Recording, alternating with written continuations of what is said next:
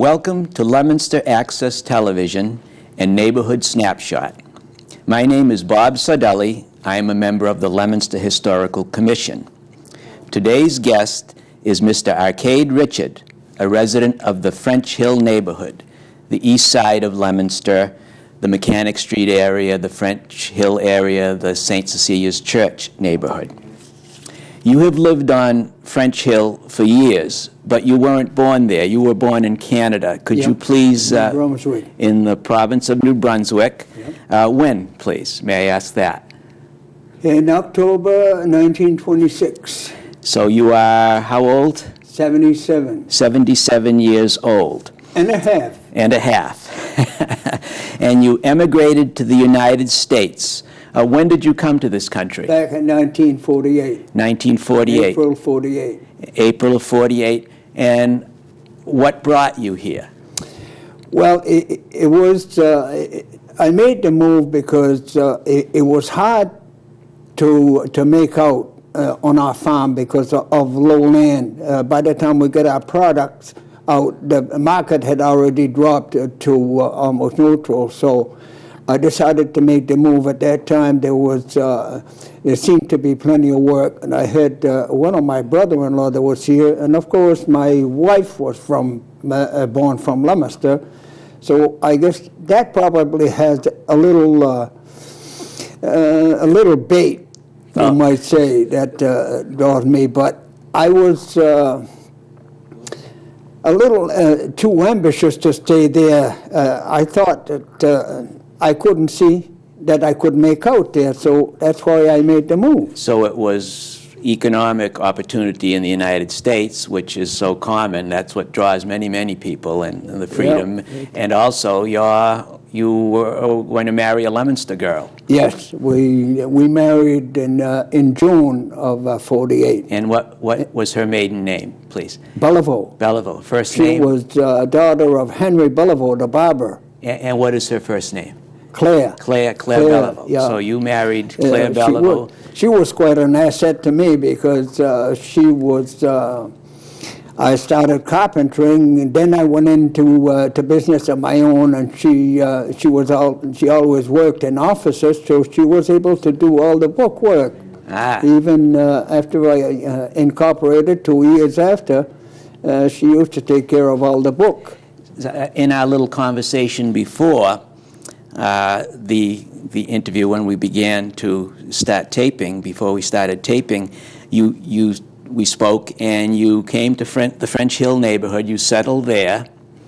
And what did you do for employment when you first came to Leominster? When I first came, I got into Fort Evans for a company that's from Arlington. We were repairing barrack.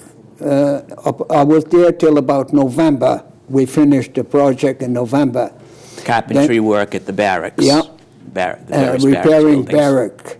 And then from there, in the fall, I went into a shop, Sheelig Manufacturing. Was on a sanding machine.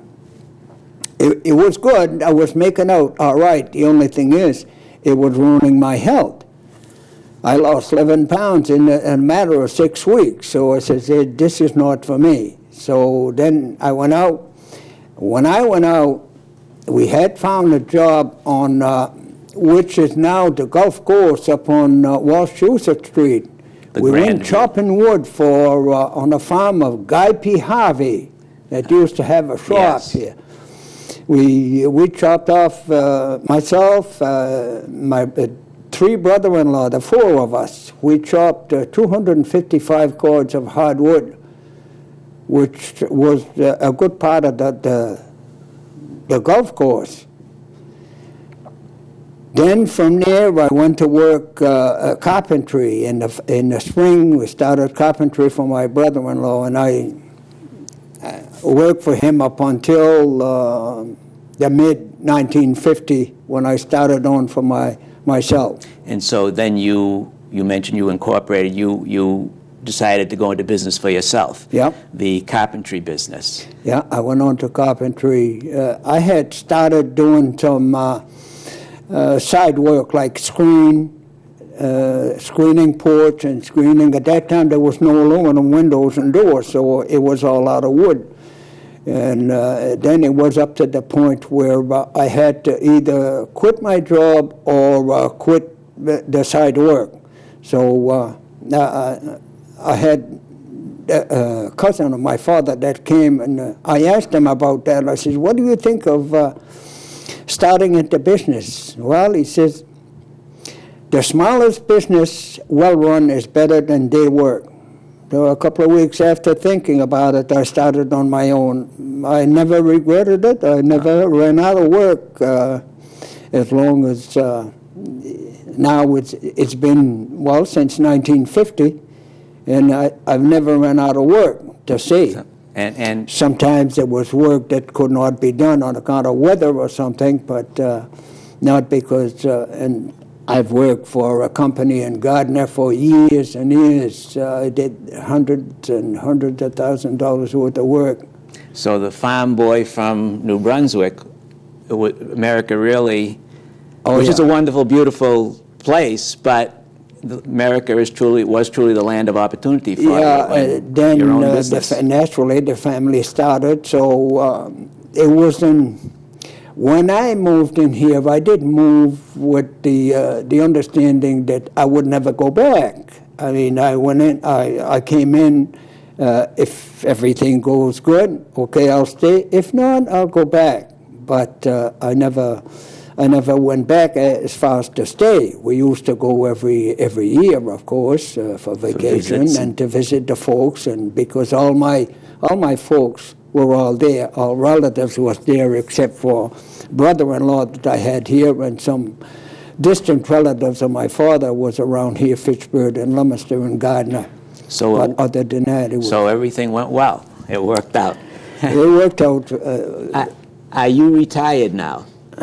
I'm supposed to be, but I'm not. You're not. And I really don't want to. No. If I'd stop, I wouldn't miss it. You keep very, very active. And that's I the love secret. working That's the the wood.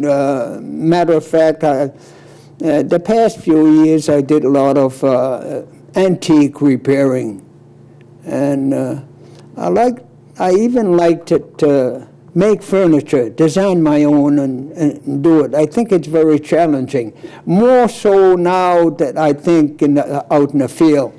So you have a very positive attitude towards life, and that's key. And and you keep busy, because when I called your home to set up this interview, I got your wife on the line, and you weren't home. You weren't in Fitchburg or Sterling. You were in Haiti. Oh, so yeah. What were you doing in Haiti? Well, I went there in Haiti 3 years ago to help the Sisters of Immaculate Conception. And but you were in Haiti. You were in Haiti this month. And from there, last year I was supposed to go, but on account of some dealing in Canada, a property that I was selling, I wasn't able to go. But this year I decided, because there was a lot of work that wasn't being done, and they were asking me to go. There was a lot of people going, but no carpenters. There was a plumber going, but no carpenters. So where we stayed, downstairs is the dining room for the girls. See, they have girls that they pick off the street, and they teach them whatever they want to learn, whether it's crochet, sewing, cooking, or computer, whatever they want to learn. It's a course of 2 years. Down in Haiti. After that, they go on their own. And there was in those room, it was so dilapidated that there was no screen doors. I mean, everything, pigeon, bugs, everything would come in. So. And there was some cabinet to be done. There was a chicken coop to be built. So I decided to go. And you did all that. We went in January 10th, and I just came back Monday night. And so you volunteered your talent and your time. It was a wonderful thing. Well, whether I missed a week over here, it didn't matter that much, because it's I still do work, but I'm not committed that close that I could leave and go very well, which I... It's wonderful that you did that, and in a few moments you're going to share another talent, not carpentry, but another talent with our viewing audience. I have to ask you to hark back, to go back to your early days in Canada before television, really, before all of before everything was. Before everything. How did folks on the farm, and it probably wasn't so different at times in Leominster also, how did people entertain themselves in those days? Well, it was said that there was a lot of, as you could say, amateur talent. You know, there was somebody, either they sing or they play some kind of instrument.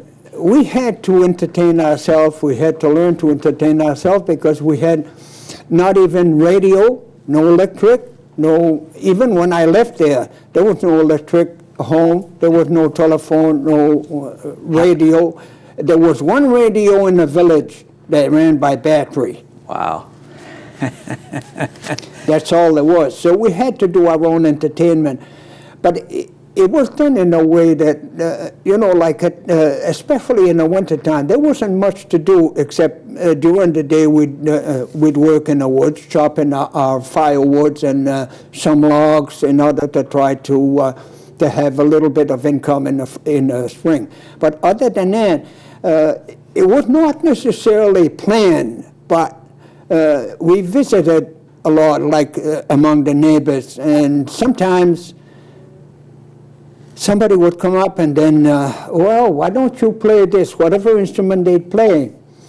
And for this, for myself, we didn't have the finance to buy any instrument, even though there was a lot of music in the family.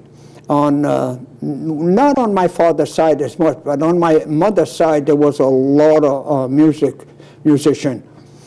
And I always liked the sound of harmonica, but I couldn't afford to buy one. But I was lucky. There's a company from Montreal that sent me a booklet and to sell Easter card. And out of that, for a reward, they had a small harmonica. So I said, I got to do this. I did. I sold all the package of, and I got the harmonica. And after I started playing that, my father used to work on the CNR, the railroad. He was a carman there. And one night he came home and I was playing that. And, at that time I didn't know, but he told my mother on the side, he says, I don't think there's any music in him. I didn't hear that. I only heard that years after that. A couple of weeks later he came home and I was getting along pretty good. He didn't say anything. The following week he came home with a brand new marine band, which was top of the line at that harmonica. time. Harmonica. A marine band. Band harmonica. It's like I had the world in my hand. Yeah. So then I started playing, you know, for like evening gathering, dancing, and it went on for a few years like that up until I came back here. When I came here, I used to play every Sunday until the kids started growing up. Then I thought I was probably boring them because when they were growing up, it was, you know, and after a while they said, one day they said, how come that you used to play every Sunday and now you don't? I said, I thought you were boring. Oh, no. They said, oh, no. They enjoyed it. But eventually it kind of dropped off. I stopped playing. I was playing very seldom after that up until then I got caught on the Smithsonian. We're going to talk about that in a moment. What about the dancing? Your dancing? Well, dancing out there, when a gathering at night or a wedding or whatever party would come on, if they knew that my father was step dancing, and they knew somehow that I had started a little bit of stepping, so when there was a gathering like that, if they knew about this, they'd push you in the middle of the floor, and you had to do something, or else you didn't have a chair to sit on, or you didn't have a chair. So you had to perform, and that's how it started. But it was there was a long line of step dancing in my family on both sides, my mother's side and father's side. In fact, one of my uncles was an exceptional step dancer. I think I've learned a lot of his step. And we're going to be treated in a few minutes to your performance of step dancing. I want to ask you about, you mentioned the Smithsonian. Now, what's the story on that? Well, the Smithsonian Institute in Washington, D.C. This came about from this. There's a guy by the name of Mr. LaBelle that used to work for the Worcester Telegram. He got wind of this, and he came home. Now, when we say wind of this, what you're referring to? Yeah, this is actually because of this, which is Fiddler Elmo LeBlanc, son of Acadian pioneer. That was playing. When I heard him play in St. Anthony, I was really amazed by his performance. So you heard this gentleman play in Canada? In St. Anthony, New Brunswick. And I started talking with him I couldn't see him wasting his music. It had to be registered, but he wouldn't hear of it at first. He was very timid. It took me 2 years to convince him. Finally, he came, and Mr. Dennis Cormier is the one that recorded him. I finally convinced him to come to Leominster to record his music. And that, Mr. LaBelle got a hold of this. He got wind of this. So he came home one day. He wanted to talk to me. And from there, before he left, he really pushed me into, he wanted definitely that I play harmonica. I didn't know what it was for, but anyway, I did, even though I didn't have a harmonica that was decent. And that tape went to Washington, which I didn't know up until I got one day there's a call that came in. My wife answered, and she said, when I came home, there's a guy that called from Smithsonian in Washington. I said, Smithsonian? What the heck is Smithsonian? So she explained to me. So she said, she's going to call back. There's a lady that talked. So by the name of Linda Breitag, which I owe a lot of credit to her, because from there, anyway, I agreed to go 10 days. We had a ball. It was very nice. We met a lot of people from all over, from France, from Louisiana, a lot of French people from Louisiana, from the Republic, and Hawaii.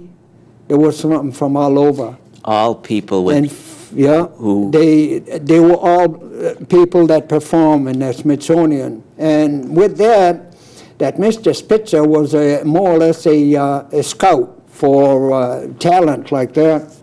So he interviewed a lot of us, and he asked me one day, he says, what if I'd ask you, would you consider performing someplace else? He said, if I'd ask you. I said, well, maybe. So the year after, this was, the Smithsonian was 1989, and the following year, he called from Carnegie Hall. Again, I didn't know what Carnegie Hall was. I had never heard of that. The wife knew, and after he spoke to me, I says, well, yeah, I'll give it a try.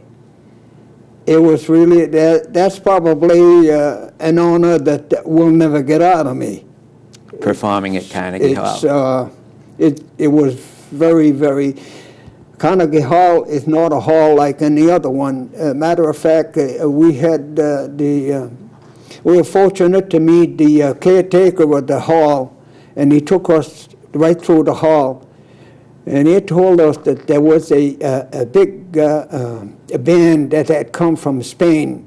They had played there, and they said that they had never played in such a place as Carnegie Hall. It was so the acoustics unique. And And it was. so at Carnegie Hall, did you play the harmonica? Yes, there was we had quite a, I have the picture of the hall here in out front there. I was the third. There was Mrs. Bettium with her accompanist on the piano that came out on stage first. Then Mr. Gilmet from Maine came in, which he was on one end of the stage, and I came in next, which I was on the other end of the stage, which probably was about 40, 50 feet away from me. But one thing they hadn't planned is what he was supposed to play for me to step dance. So when I came in, you were there to step dance both. and to play the At harmonica. first, Mr. Spitzer talked to me a little bit how I got into this, and then he says, "Now, Mr. Richard will demonstrate the harmonica playing." So I played a couple of pieces there. Then after he talked to me again, and it says, "Well, Mr. Richard is also a step dancer." Now he says he'll demonstrate the step dancing. But now there was nothing in between the two, what he was supposed to play for me, the step dance. They had two mics. They had one mic for the play, and they had a piece of plywood, and they had a mic set on the floor. So I said, now I'm not about to cross all the way across to tell him what to play. So I said, well, the only thing I can do is to play and dance at the same time. Mr. Spitzer, he must have been out of his wit because he didn't know what was going on. So I did. I played, I started playing, then I got on to step dancing. And at Carnegie Hall. So when just thinking about this, a boy on the farm in New Brunswick, and you came to America and you were on the stage at Carnegie Hall, and that's an amazing story. From New Brunswick that I was going to go in those places, I probably would never move into the state because I was pretty bashful. I was very bashful in my younger age. In fact, it's one of my uncle here, one of my wife's uncle, he really took some of the bashfulness out of me because he used to, I was staying, the first time I came, I was staying over my mother-in-law, and he used to come up every night at supper time, and used to come in back of me and used to say, you know, you can't live on cold water and love. Oh, that used to, but finally it kind of, I kind of got over it a little bit. Well, and this is an ideal time, just about this time, to show us your harmonica talent, your musical talent, and your step dancing talent. Would you do that for us, please? Well, I can try. Can give you a little. I don't play too often now, but now and then, but we'll try it.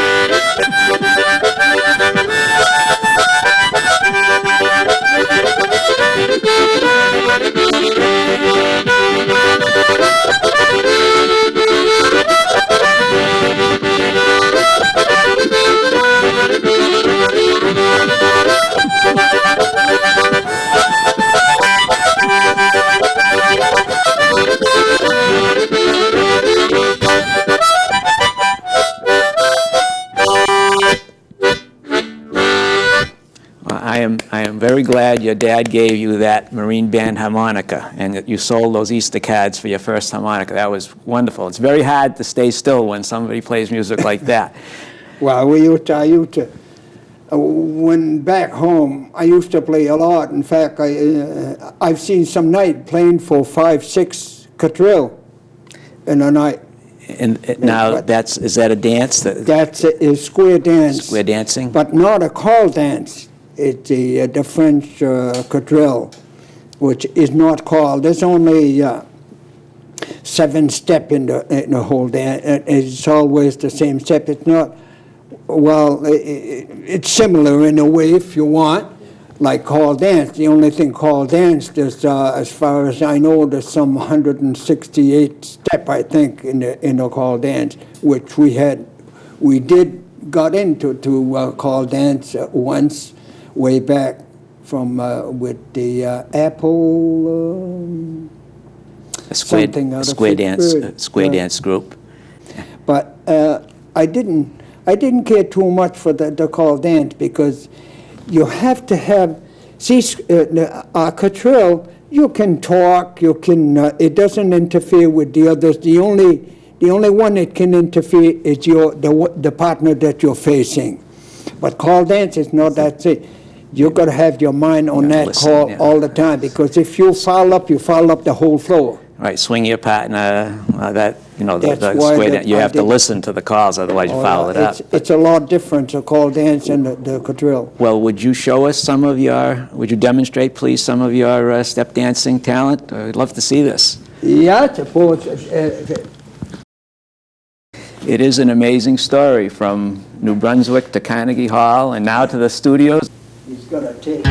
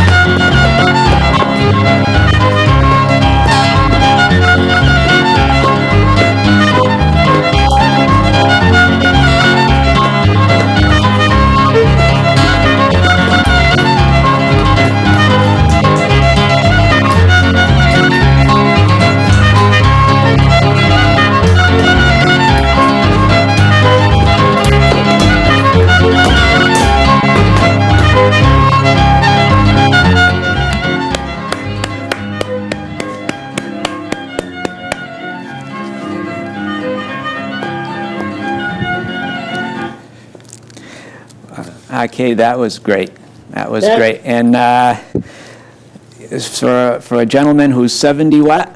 77. 70, or you're a spry 77, and I think all your attitude and your dancing and all your activities keep you spry and lively. As long as you don't stop, you can, at least you can keep part of your strength and your ability. But if you stop, everything stops. Well, don't stop. Oh, no. Don't stop. I don't intend to. I wish that we'd have more occasion to do, this, the dancing, the quadrille, the step dancing, and whatnot. It is. It's very enjoyable. When Mr. LeBlanc did the fiddle, when he used to play, we used to do that every Saturday night. That was wonderful. And I could go on. Now it's it's like everything else. If you don't stay with it, you always forget some. It comes after doing it a few times. Then it comes back to you. You get to remember more the step. The old times. And same as the pieces on it. Beautiful. Thank you very much. Arcade, Mr. Arcade Richard. Arcade, we want to thank you very much for sharing your time and your talents with us, and to the Leominster viewing audience. Thanks again, Arcade. Thank you. Thank you.